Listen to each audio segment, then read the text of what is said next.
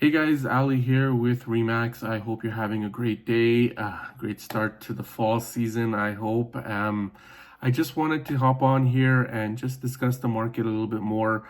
Um, I tried this last month with a YouTube video and it seemed to work out well. A lot of people were receptive to it, so I'm going to continue doing it going forward here. But I just wanted to discuss a couple of metrics that I follow every single month, and then on top of that, kind of give you a why of what's causing that change in our market over the last couple of months, and then a little bit of advice for buyers and sellers to kind of help you get ahead of that those changes that are happening in the market. So let's just get into it.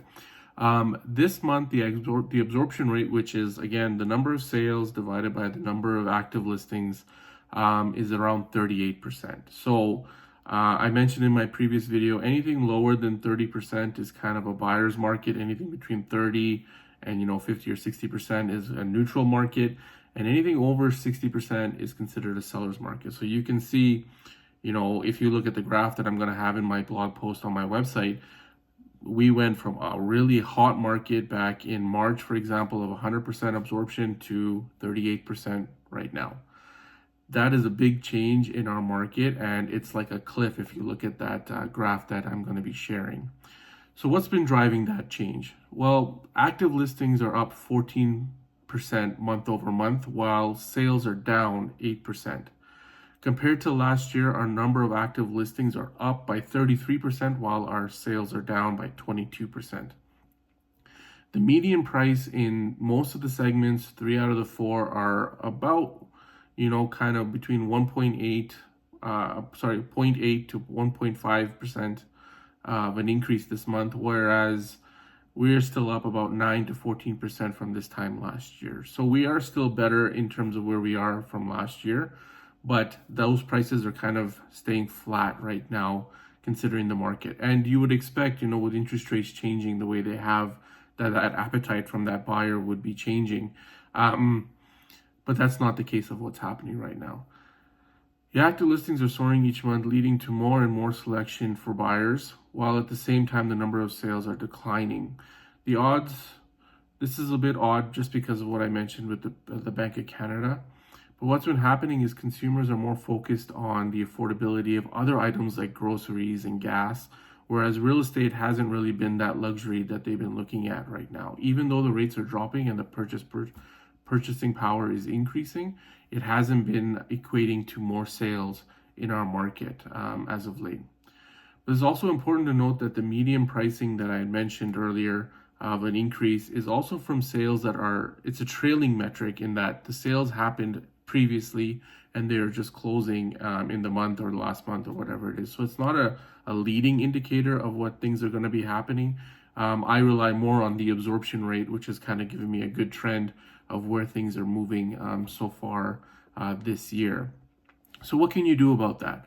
Buyers, if you can afford to buy a house right now or an apartment or a condo or get into something very small just to get into the housing market, the opportunity is there for you. The interest rates are getting lower every single month. I track on my other side of things on the mortgage side, the bond yields, and the Bank of Canada rate drops and things like that. And we are seeing those rates decline for you. Now, does that mean that your purchasing power has increased? Yes. So if your pre-approval was done 2 or 3 months ago, maybe it might be a good idea to maybe get a new pre-approval done with today's rate to kind of see where your purchasing power is right now. But the nice thing about the market for you is the active listings are increasing, which means the selection for you is also increasing, which means that you will now have a little bit more power in the negotiation. You are able to pick properties, you are able to do inspections and things like that. Unless the property is priced super aggressively, you do have these luxuries, which weren't really luxuries before the market kind of went this way. You were able to do an inspection, you were able to get financing and do condo doc reviews, and now you're just seeing more of that now. But you need to be prepared. You need to have that pre-approval in place. You need to be able to understand what you can afford. Most times when I'm doing a pre-approval with buyers, they don't know how much the condo fee that they can afford, or they don't know what the property tax that they can afford. And their mortgage broker should be able to give them that information and tell them, hey, stay within these lines of the property, and we'll find you something that will give you a pre-approval, no problem, and you shouldn't have any trouble getting the financing completed. With sellers, it's a little bit different. Your pricing strategy is super important right now. Hoping prices are where they were 3-4 months ago, or if you're using, another realtor is usually sharing the Krebs stats where they're comparing to the previous year. That isn't helpful for you right now. So pricing and your pricing strategy right now is super important. And the key to that is understanding metrics like the absorption rate, understanding where the median price has kind of been shifting as of late, and understanding that even in your subdivision, it might be different than what the city's doing as a whole. There are certain subdivisions that are pricing really well and people are looking forward to being in there, somewhere like Edgemont, for example, where other factors like what schools that they're offering increase the value of the property, even though the market in Calgary is decreasing, right? So understanding your pricing strategy and having a realtor that knows the numbers and knows the market that's going on right now in your area is super important for you to do. Don't rely on the Krebs stats unless you're going into the nitty gritty and looking at how the trends have been, not from last year, but from like 3 months ago or 6 months ago. So you can see that trend of how things have kind of been progressing, not compared to last year.